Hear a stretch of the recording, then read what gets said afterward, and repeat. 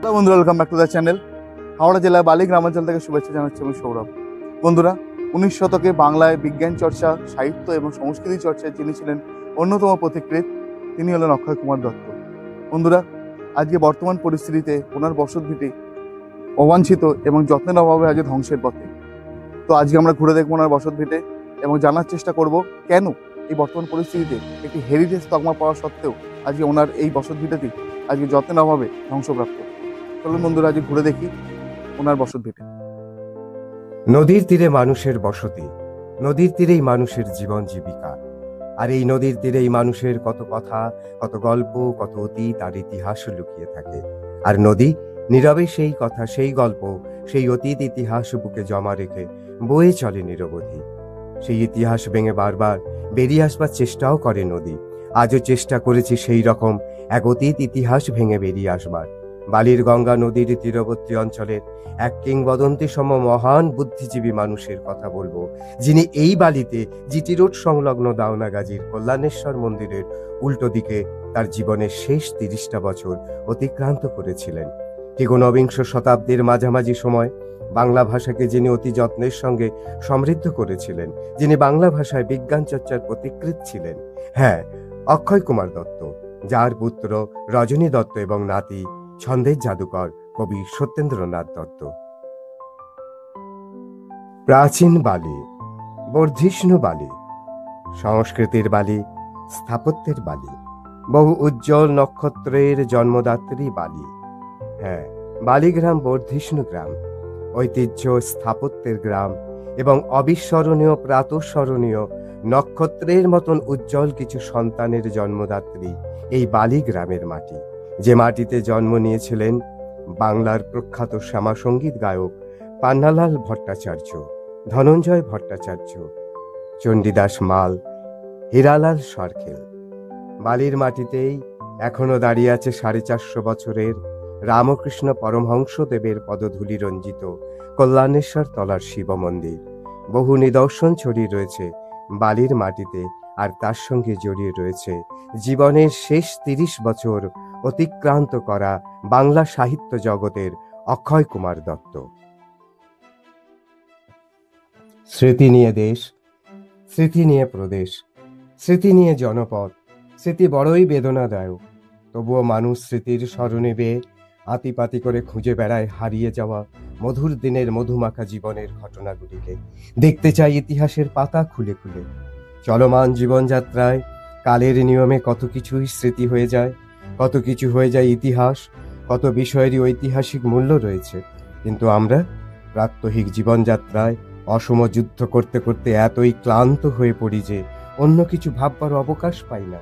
কালের সমুদ্রের বুকে হারিয়ে যাওয়া, চিরতরে বিলীন হয়ে যাওয়া কোনো বিষয়কে, কোনো ঘটনাকে আবার আলোতে ফিরিয়ে নিয়ে আসার চেষ্টাই করি না। সত্যকে অস্বীকার করি, অনেক কিছুকেই অসম্মান করি, অবহেলা করি, অনাদার করি। আজ তাই চেষ্টা করব অবহেলায় হারিয়ে যাওয়া, অনাদরে ক্ষয়ে যাওয়া ঊনবিংশ শতাব্দীর একজন প্রাতঃস্মরণীয় ব্যক্তি বিশেষের কথা এবং তার বাসভূমি বা স্মৃতিসৌধের কথা, যার ঐতিহাসিক মূল্য এই মুহূর্তে যথেষ্ট মূল্যবান। এই রাজনৈতিক উচ্ছ্বাসে ভরা এই শহরের যাতায়াতের জনবহুল পথের ধারে সকলের নজর এড়িয়ে জরাজীর্ণ জঙ্গলাকীর্ণ অবস্থায় এক মহৎ কীর্তিমান মানুষের বাসভূমি আজও আকাশের দিকে মাথা তুলে দাঁড়িয়ে আছে আগাছার শিকড়, যাকে যত্ন করে আদর করে বুকে ধরে রেখেছে। ইনি সেই অক্ষয় কুমার দত্ত। জন্ম 1820, মৃত্যু 1891। ঊনবিংশ শতাব্দীতে বাংলা ভাষার জগতে যার অবদান অনস্বীকার্য। ঊনবিংশ শতাব্দীতে বাংলার সাহিত্য আকাশে, ভাষার আকাশে যে সমস্ত উজ্জ্বল নক্ষত্রেরা ছড়িয়েছিল, যেমন গুপ্ত কবি, টেকচাঁদ ঠাকুর, প্যারীচাঁদ মিত্র, ভূদেব মুখোপাধ্যায়, রাজকৃষ্ণ মুখোপাধ্যায়, কালীপ্রসন্ন সিংহ, এদের মধ্যেই তিনি বাংলা ভাষার উন্নতি সাধনে নিজেকে সমর্পণ করেছিলেন। পাশে পেয়েছিলেন ঈশ্বরচন্দ্র বিদ্যাসাগর মহাশয়কে, মহর্ষি দেবেন্দ্রনাথ ঠাকুর এবং কবি ঈশ্বরচন্দ্র গুপ্তকে। অক্ষয় কুমার দত্ত বিদ্যাসাগরের মতোই বাংলা গদ্যে ও বাঙালির চিন্তার ক্ষেত্রে তার পরিচ্ছন্নতা ও শক্তির সঞ্চার করে দিয়েছেন। তিনি নিরাবেগ বৈজ্ঞানিক বুদ্ধির বিশুদ্ধ ঐতিহ্য রেখে গেছেন আমাদের কাছে। অক্ষয় কুমারের সম্পাদনাতেই 1843 খ্রিস্টাব্দে তত্ত্ববোধিনীর প্রথম প্রকাশ ঘটে। তিনি ছিলেন আবেগপ্রবণ বাঙালি সমাজের ব্যতিক্রম। সারা জীবন তিনি শুদ্ধ জ্ঞানের সাধনা করেছেন, বিশুদ্ধ ও নির্মোহ বুদ্ধির চর্চা করেছেন। পাশ্চাত্য যুক্তিবাদী দর্শন ও জ্ঞান বিজ্ঞানের সাধনায় মগ্ন থেকে এই জ্ঞান তাপস বুদ্ধিজীবী বাঙালি মানুষের কাছে এক বিশেষ দৃষ্টান্ত রেখে গেছেন। সাহিত্য জগতে তাঁর আবির্ভাব কবি হিসেবে অনঙ্গমোহন নামে একটি পদ্য গ্রন্থ 1843 খ্রিস্টাব্দে প্রকাশিত হয়। তার গদ্য রচনার সূত্রপাত হয় সংবাদ প্রভাকর পত্রিকায় আকস্মিকভাবে। তিনি গুপ্ত কবির সাহায্যে প্রভাকরের প্রয়োজনে নানাবিধ লেখা লিখে দিয়েছেন। এরপর তিনি তত্ত্ববোধিনীর সম্পাদক পদ গ্রহণ করেন, কিন্তু সেকালে আরও বহু রচনার মতো তার তখনকার গদ্যের ভাষা সমান সাবলীল ছিল না। তত্ত্ববোধিনী সভা ও পত্রিকাকে কেন্দ্র করে অক্ষয় কুমার সেদিনকার নাগরিক বাংলা ভাষায় শ্রেষ্ঠ জ্ঞান মনীষার সান্নিধ্য লাভ করেছিলেন। তাতে ভাবের সাযুজ্য যেমন ঘটেছিল, তেমনি ভাব বিরূপতারও সম্মুখীন তাকে হতে হয়েছে। এই সংযোগ ও সংঘাতের মধ্যে দিয়ে অক্ষয় কুমারের ব্যক্তিত্ব স্পষ্টতা অর্জন করতে পেরেছিল। প্রসঙ্গক্রমে বলা যেতে পারে, ব্রাহ্ম সমাজের দেবেন্দ্রনাথের ভক্তিনত ভাবাদর্শ তিনি সবসময় মেনে চলতেন না। দেবেন্দ্রনাথের বেদ উপনিষদের গভীর নিষ্ঠা তিনি মানতে পারেননি। বৈদিক সাহিত্য মানুষের রচিত, সুতরাং অভ্রান্ত নয়, সর্বত্র গ্রহণীয় নয়, এরকম কথা তিনি বলেছিলেন। অন্যদিকে পাশ্চাত্য পদার্থবিজ্ঞান, জীববিজ্ঞান, জ্যোতির্বিজ্ঞান এবং প্রমাণমূলক বাস্তব দর্শনবিদ্যার প্রতি তিনি গভীরভাবে আসক্ত হয়ে পড়েন। তাই সব দিক থেকে তিনি ছিলেন জ্ঞান ও বিজ্ঞানবাদী ঊনবিংশ শতাব্দীর সার্থক প্রতীক পুরুষ। এখন আমরা সেই সার্থক প্রতীক পুরুষের বাস্তবিতা বা বসত বাড়িটি দেখাবো, যা অবাঞ্ছিত অনাদরে আর অবহেলায় পড়ে রয়েছে বালি দাওনাগাজী কল্যাণেশ্বর মন্দিরের কাছে, জিটি রোডের ধারে।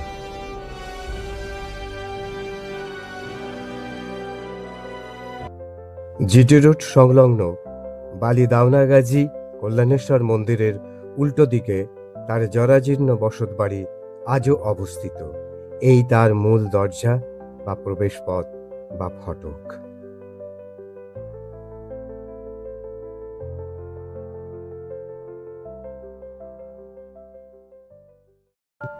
বালির বুকে এই সেই অক্ষয় কুমার দত্তের বাস্তুভিটা, বসতভূমি বা স্মৃতিসৌধ। জরাজীর্ণ আর আগাছার স্নেহের শিকড়ে নিজেকে আজও বেঁধে রেখেছে, আর প্রতি মুহূর্তে ঘোষণা করছে অতীতের সেই মহান দিনগুলোর কথা, কীর্তির কথা। প্রতিদিন শোনাবার চেষ্টা করে যাচ্ছে অবিরতভাবে। এই বাড়িটির দিকে তাকালে মনের ভেতরে যে কথাগুলো বেজে ওঠে তা হলো, মানুষ যাকে অবহেলা অনাদর করে, প্রকৃতি তাকে জড়িয়ে ধরে, আদর করে। তাই আগাছার শিকড় আজও বেঁধে রেখেছে বিশিষ্ট ব্যক্তিত্বের এই জরাজীর্ণ, ক্ষয়ে যাওয়া, ধসে যাওয়া অবশিষ্ট ধ্বংসাবশেষটুকু। যে ধ্বংসাবশেষ থেকে প্রতিদিন প্রতি মুহূর্তে বেরিয়ে আসছে হাহাকার ধ্বনি, অনাদরের, অবহেলার আর্ত চিৎকার। যে চিৎকার প্রতিদিন কলরব মুখরিত ব্যস্ত শহরে ছড়িয়ে পড়ে আর কোথায় যেন হারিয়ে যায়। ব্যস্ত শহরের ব্যস্ত মানুষের কানে প্রবেশই করে না। তাই প্রতিদিন দিনের পর দিন পড়ে থাকে অনাদরে, অবহেলায়, দাঁড়িয়ে থাকে তার অবশিষ্টটুকু নিয়ে। যে অবশিষ্টটুকু আজও আগাছার শিকড় পরম যত্নে বুকের মধ্যে বেঁধে রেখেছে জিটি রোডের পাশেই অক্ষয় কুমার দত্তের বসতভিটা বা শোভন উদ্যান।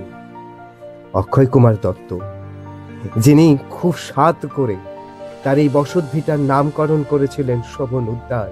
ঊনবিংশ শতাব্দীর জ্ঞান বিজ্ঞানের সার্থক পুরুষ তার এই বসতভিটার নামকরণ করেছিলেন শোভন উদ্যান।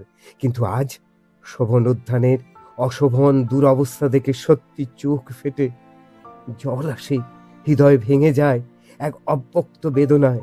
একটু একটু করে ভেঙে পড়ে মনের বিশ্বাস। তখন মনে হয়, সত্যি কি আমরা অতীতকে অস্বীকার করে এগিয়ে চলতে চাই? পুরনো যা কিছু তাকে কি শুধুই আমরা আবর্জনার স্তূপ বলে মনে করি? যদি তা না হয়, তাহলে কেন 2001 সালে যে বসতভিটা, এই অক্ষয় কুমার দত্তের এই স্মৃতিসৌধ হেরিটেজ তকমা পাবার পরেও কোন রহস্যের বেড়াজালে আটকে আজও পরিত্যক্ত আগাছার জঙ্গলে পড়ে থাকে? এই মহান ব্যক্তিত্বের এমন স্মৃতিসৌধ? আসুন আসুন নাগরিকবৃন্দ, একটু খোঁজ করে দেখি এবং চেষ্টা করি আমাদের হৃত সম্মান ফিরিয়ে আনতে পারি কিনা। ফিরিয়ে নিয়ে আসি বালির অনেক গর্বের মধ্যে থেকে আরও একটি গর্বের এবং ঐতিহ্যের মালা।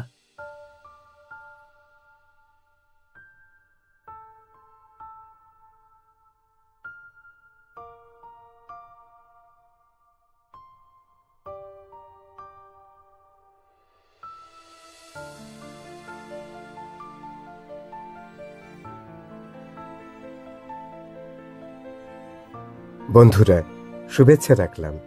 ভিডিওটি যদি ভালো লেগে থাকে তাহলে আমার চ্যানেলটি সাবস্ক্রাইব করবেন, লাইক, শেয়ার আর কমেন্ট করবেন।